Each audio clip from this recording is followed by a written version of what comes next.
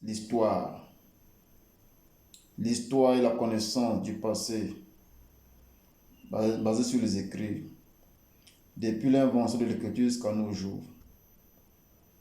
Un peuple sans histoire, sans tradition, sans culture, sans spiritualité, sans religion, est comme un homme sans identité, ou comme un arbre sans racines. Vous devez connaître votre histoire. Vous devez connaître qui vous êtes. Les Africains sont des enfants d'un même père, d'une même mère. Ne croyez pas aux frontières qui ont été tracées en 1885 à Berlin. Nos ancêtres n'étaient pas là à la conférence de Berlin en 1885. Nous devons connaître qu'un Africain dans notre pays ne sera jamais un étranger. Un Africain chez nous, dans votre village, ne sera jamais un étranger. L'Africain est la seule race qui a été torturée, malmenée, humiliée sur la planète Terre. Mais nous sommes toujours debout jusqu'aujourd'hui. On n'a jamais rien abandonné. La preuve en est, quand on voit les mouvements en Guyane, les 500 frères qui ont décidé de prendre le destin en main en Guyane, ils ont bougé la métropole. Quand vous voyez les États-Unis, les Noirs américains qui sont aujourd'hui à 50 millions, qui ont réussi à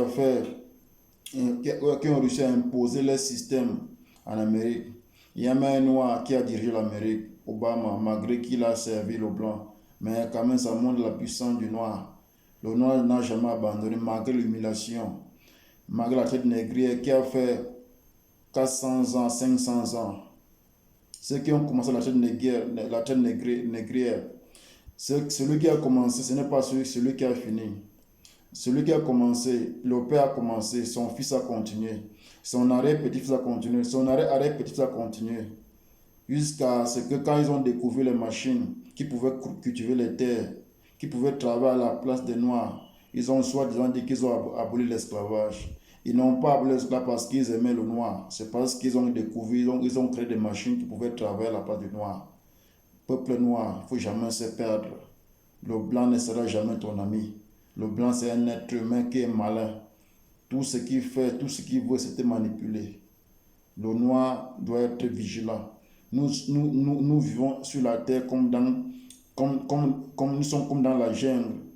Quand vous êtes dans la jungle, en forêt, le singe qui doit sauver ses arrières face au panthère, face au lion, c'est lui qui doit sauver ses arrières. C'est l'antilope qui doit sauver ses arrières. Ça veut dire que le blanc fonctionne, ou les occidentaux, ils fonctionnent comme dans la jungle.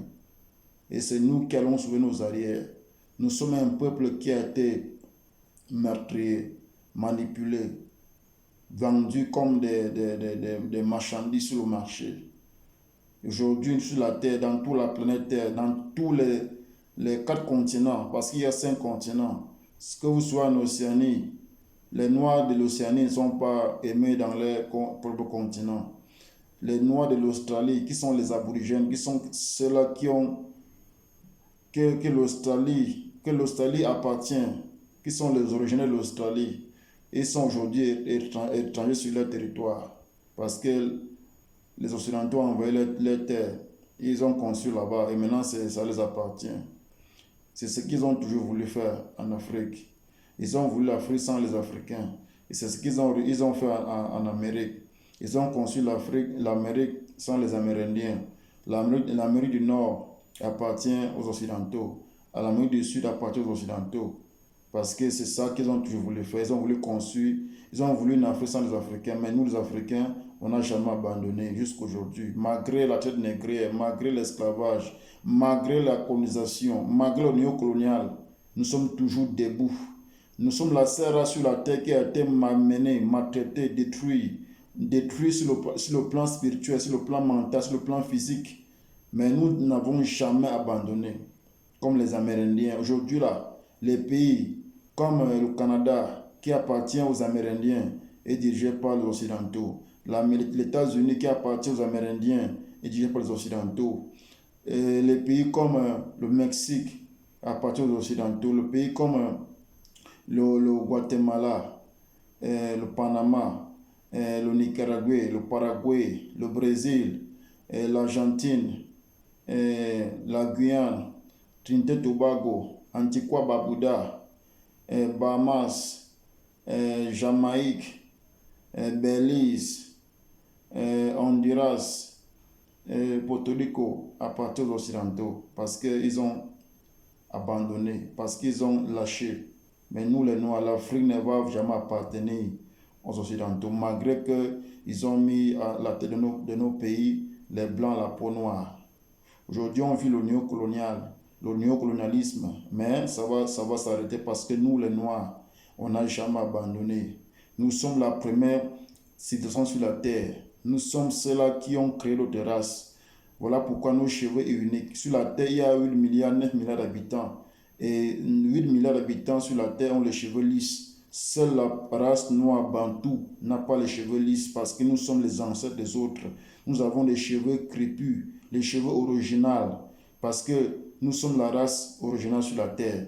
Vous ne verrez jamais un animal avec les cheveux crépus ou avec les poils crépus. Parce que si vous voyez un animal avec les poils crépus, c'est que cet animal n'est pas un animal. Mais c'est facile de voir un animal avec les poils lisses, comme les Asiatiques, comme les Européens, comme les Amérindiens, parce que c'est ça la seconde race. C'est nous qui les avons créés, c'est nous qui les avons. Ils viennent de nous, nous sommes les ancêtres, nous sommes la race unique. Voilà pourquoi nous devons valoriser nos cheveux et notre couleur de peau. Nous avons la peau mélanisée. Dans notre peau, il y a de la mélanine qui nous protège contre le soleil, ce qui montre que nous sommes une vieille civilisation. Nous avons résisté au soleil. Voilà pourquoi nous avons créé d'autres races qui sont la race blanche, la race occidentale. Elle vient de nous parce que nous avons résisté au soleil avec la peau noire. La peau noire contient de la mélanine. C'est pas facile de la voir, la mélanine. Dans les pharmacies, ça coûte cher.